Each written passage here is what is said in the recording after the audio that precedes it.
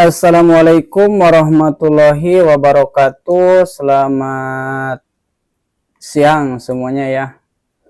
Buat rekan-rekan semua ya. Kami hanya ingin mengingatkan atau memberitahu ya kepada orang-orang yang membenci, yaitu Ba'alawi atau Duriyah Kanjeng Nabi ya.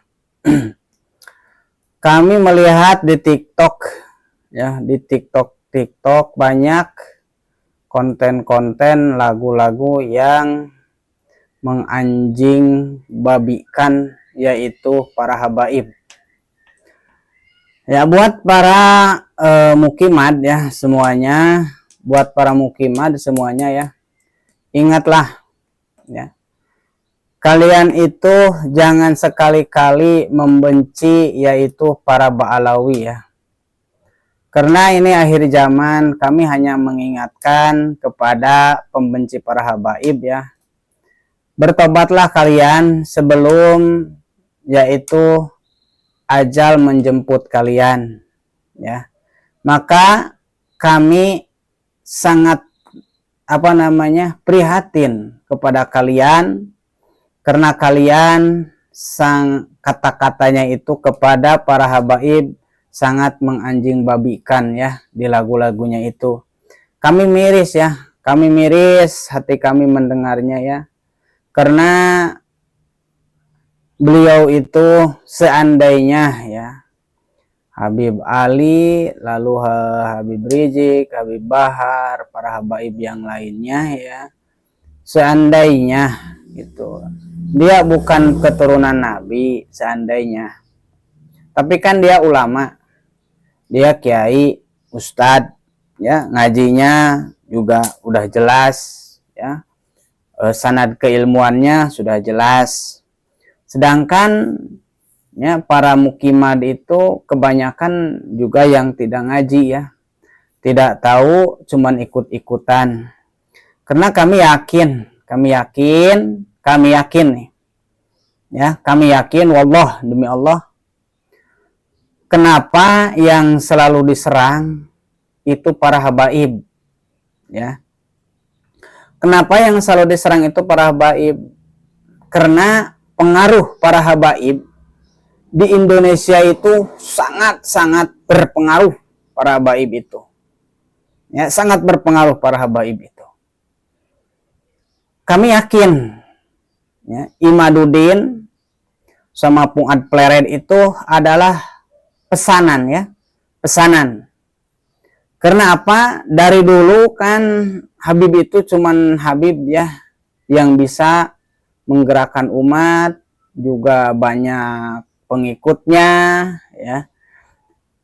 Karena ingat kata politikus yang mengatakan ya, para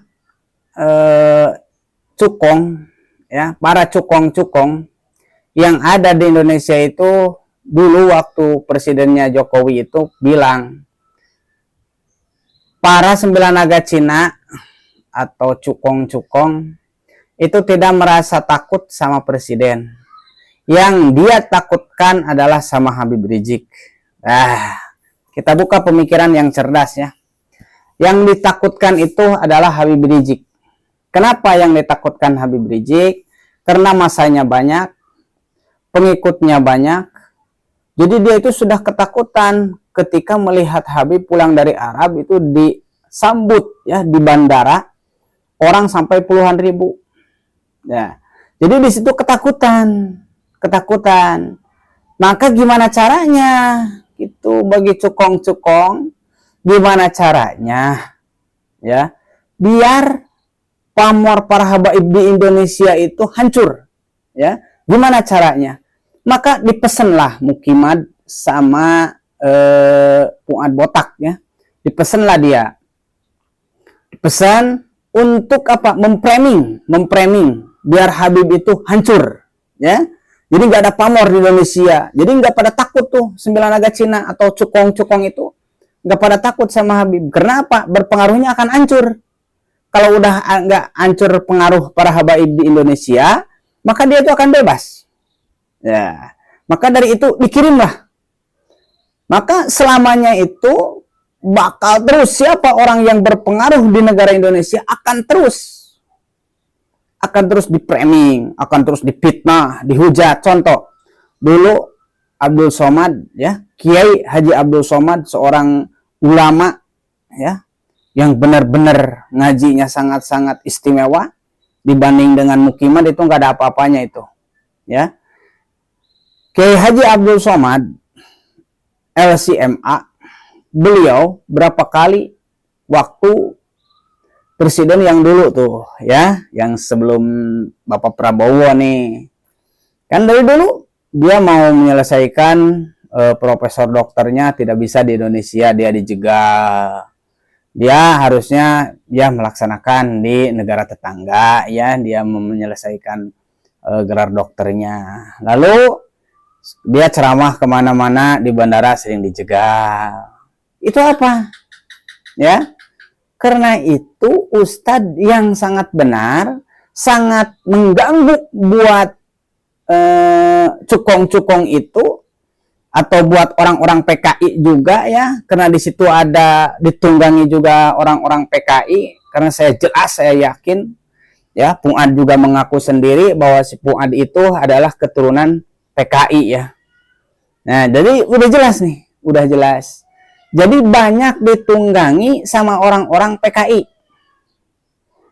Akhirnya orang awam yang tidak tahu apa-apa, ya, yang tidak tahu apa yang harus diikutin atau gimana lah, mengikutilah sama si Pung Ad botak, ya, karena dia itu minim ilmu, minim juga pengalaman, ya. Nah, dari situ maka kami selalu berpikir, ya Allah, kenapa, ya, banyak orang yang membenci para habaib atau gimana, katakan sampai anjing gimana. Tapi gimana di pemerintahan itu, ada enggak gitu kan? Ada enggak reaksi gitu? Kata-kata yang kotor itu ada enggak ada reaksi gitu? Ya, jangan para ulama-ulama yang baru-baru melihat YouTube atau melihat media sosial, ya, jangan melihat dari satu perkataan Mukimat doang, ya. Jangan dari situ. Kita lihat awal mula ketika Habib menantang, ya, si Pung Ad botak. Habib itu mengatakan, karena si Pung Ad botak mengatakan kepada guru tua monyet. Nah, maka dari situ baru Habib kan bicara. Karena apa? Mengatakan kepada guru tua monyet. Nah, karena itulah Habib nyerang. Ketika nyerang, diserang lagi sama Mukimat, ya, sama Mukimat.